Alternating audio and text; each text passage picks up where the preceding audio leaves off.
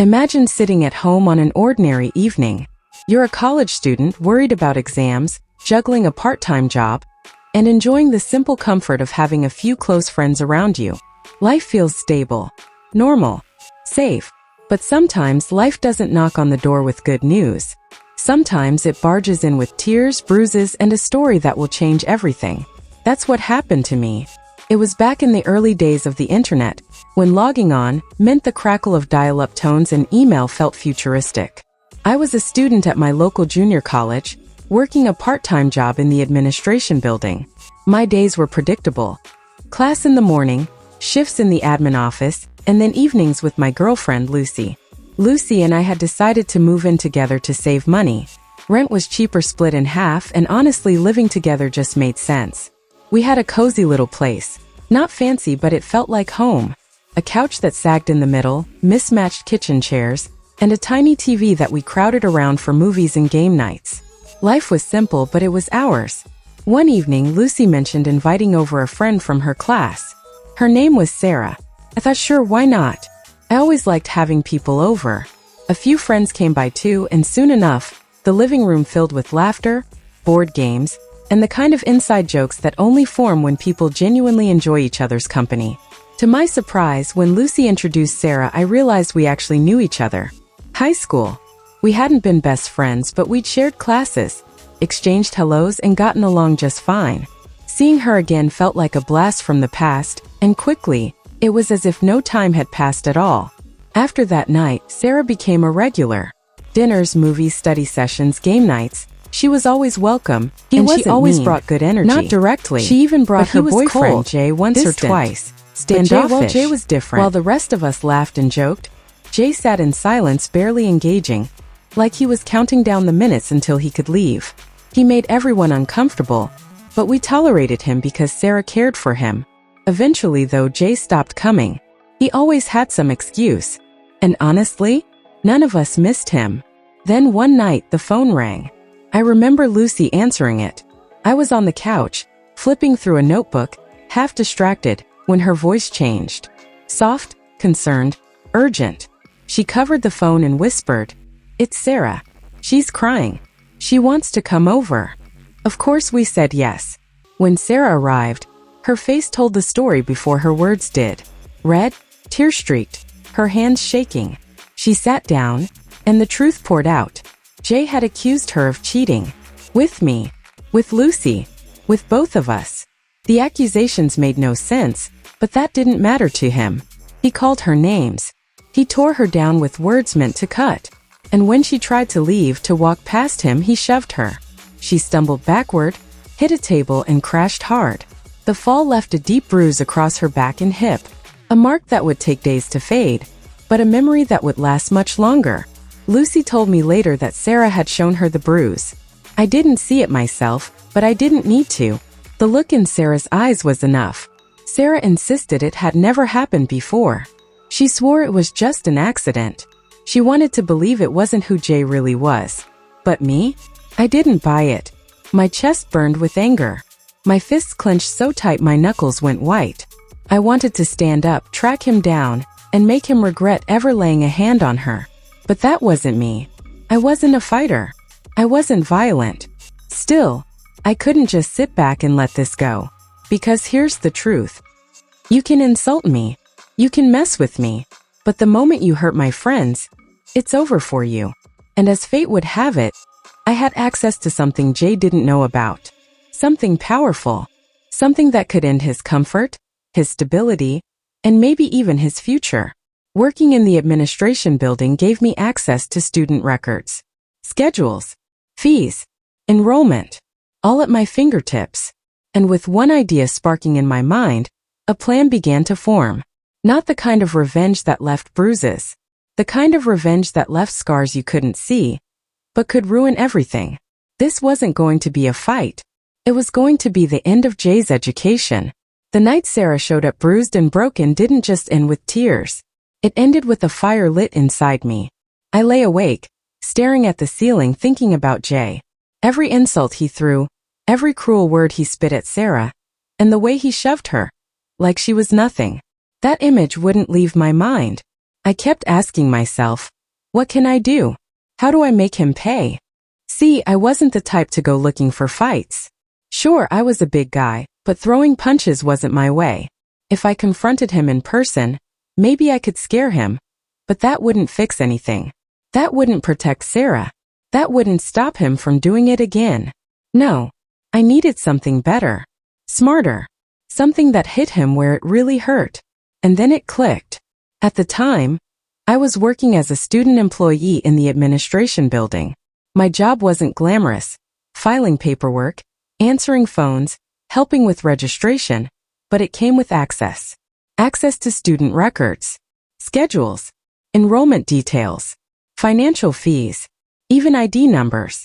In short, I could see everything. And Jay? He was a student too. That's when the idea formed. Not just a spark, but a full plan. If Jay wanted to play games with people's lives, I was going to play with his. Only mine would be on a whole different level. The timing couldn't have been better. We were just days away from the final deadline to drop or add classes without penalty. After that date, students were locked into whatever schedule they had, unless they begged for special permission, which meant I had one shot. One perfect window. I looked up Jay's records. There it was laid out in front of me. His student ID, his classes, his fees. All the information I needed. My hand shook a little as I scrolled through it, half from adrenaline, half from the fear of being caught. But the anger in me drowned out the doubt. This wasn't about me. This was about Sarah. This was about teaching a guy like Jay that actions have consequences. On the very last day to make schedule changes, I walked into the administration office like it was any other shift. My heart pounded in my chest, but on the outside I kept calm. I knew the system, I knew the process, and I knew exactly how to make it look like just another call. I picked up one of the dedicated enrollment phones, the ones meant for official class changes. No online systems yet, no fancy websites. Just a phone, an ID number, and access. With steady hands, I typed in Jay's student ID. His whole schedule appeared. And then, I began to erase it. One by one, I dropped every single class he had. Gone. Wiped clean. But I didn't stop there. No, that would have been too easy. If I only dropped his classes, he could have scrambled to fix it, begged for permission, maybe even talked his way back in. I wanted more. I wanted to bury him under a problem so deep he couldn't just walk out of it. So I went through the catalog and started adding new classes. Not just any classes, the ones with the highest possible course fees. Art classes with lab fees. Science courses with expensive equipment charges. Anything and everything that would hit his wallet and lock up his student account. See, in our school, if you owed money, you couldn't get transcripts. You couldn't re-enroll. You couldn't even request records until you paid in full. And Jay? He was an international student, which meant he needed to stay enrolled with a certain number of credits to keep his visa. No credits, no visa. No visa, no staying in the country. I hung up the phone. My hands were sweaty, but I felt this rush of satisfaction. A surge of adrenaline unlike anything else. It was done. Jay's entire semester, maybe even his entire future here, had just collapsed in a single phone call. And the best part? No one knew. No one could trace it back. As far as the school was concerned, the changes were made through the official system. To them, it looked legitimate. I didn't tell Sarah. I didn't tell Lucy. I didn't tell anyone. This was my secret. My revenge. So, I get to see the results. The beauty of revenge is in the reveal. You set the trap, you wait, and then you sit back as the other person walks straight into it. For Jay, that moment came faster than even I expected. Sarah had broken up with him the night he shoved her. She told us she was terrified about having to sit through English class with him afterward, dreading every Tuesday when she'd see his face. But the very next Tuesday, something strange happened. Sarah came home later that day, and her expression was different. Not the scared, trembling look she'd worn just nights before. This time she looked puzzled, and almost relieved. She told us what happened. That morning she walked into her English class. Bracing herself for the awkwardness of sharing a room with her ex. Jay was there, sitting at his usual desk.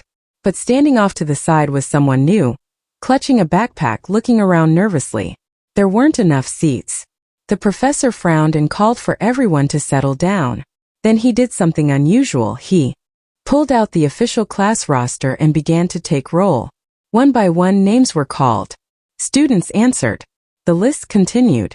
And then, Jay's name never came. When roll ended, Jay raised his hand. "Excuse me, you forgot me." The professor looked at him, then at the roster again. Calmly, he shook his head.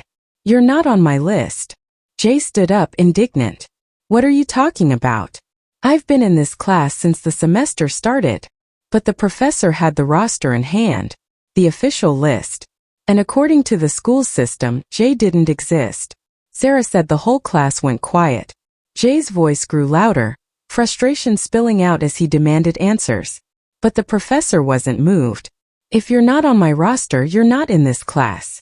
You'll need to talk to administration." Meanwhile, the new student who had been standing there? He smiled faintly as the professor told him to take Jay's seat. The spot Jay thought was his, gone just like that. Sarah said Jay gathered his things and stormed out, his face red with embarrassment. He never returned to that English class again. For me, hearing the story secondhand was like tasting the first sweet bite of victory. I had imagined this moment, but the reality was even better. The look on his face, the confusion, the humiliation of being told he didn't belong, it was priceless. But that was just the beginning. Because when I later peeked back into his student record, I saw the full fallout. Every expensive class I had added? Gone. The debts? Still sitting on his account unresolved. And his schedule? Empty. Completely empty. For an international student, that was a death sentence. No classes meant no valid enrollment. No enrollment meant no visa. No visa meant his days in the country were numbered. I didn't know how quickly it all unraveled for him after that. I didn't need to. All I knew was this: Sarah no longer had to share a classroom with him. He had been ripped out of her daily life, humiliated in front of his peers, and buried under financial stress. For a man who thought he could control and hurt her, suddenly he controlled nothing. And the best part? He had no idea who was really behind it. After that English class fiasco, Jay's presence slowly faded. He wasn't in Sarah's classes anymore. He wasn't showing up around campus. And he definitely wasn't at our apartment, scowling from the corner of the room. It was as if he had been erased. Lucy and I eventually went our separate ways, so I didn't keep up with Sarah much after that. But every now and then, curiosity got the better of me. I'd sneak a look into the system, just to see if Jay had managed to bounce back. What I found was telling. Every one of those fee-heavy classes I had added to his schedule had been wiped away, yes. But the debt? That stayed on his record until it was paid. And his schedule? Completely empty. No new classes. No enrollment. No future at that school. I never confirmed it, but I can piece together the rest. Without enrollment, Jay's student visa would have been invalid. Without a valid visa, he couldn't legally stay in the country. His college career here done. His place in Sarah's life erased. And while part of me wondered if I'd gone too far, that doubt never lasted long. Because I remembered Sarah's tears. Her voice shaking on the phone. The ugly words Jay had spat at her. The shove that left her bruised and broken. I couldn't undo what he had done. But I could make sure he never had the chance to do it again. Not to her, not to anyone else at that school. People always ask, wasn't that harsh? Maybe. But here's the thing. Some people only learn when the ground is ripped out from under them. You see, revenge doesn't always come with fists or yelling matches. Sometimes it comes quietly. A schedule erased. A seat taken away. A semester destroyed. Jay learned the hard way. Mess with me, maybe I'll forgive you. Mess with my friends? I'll take away your future. And in the end, I do it again. If you found this story as satisfying as I did to tell, don't forget to like this video and subscribe to the channel for more real-life revenge stories. Drop a comment below. Do you think I went too far? Or was this the justice Sarah deserved? Because one thing's for sure. Sometimes the sweetest revenge doesn't leave scars on the skin. It leaves scars on the soul.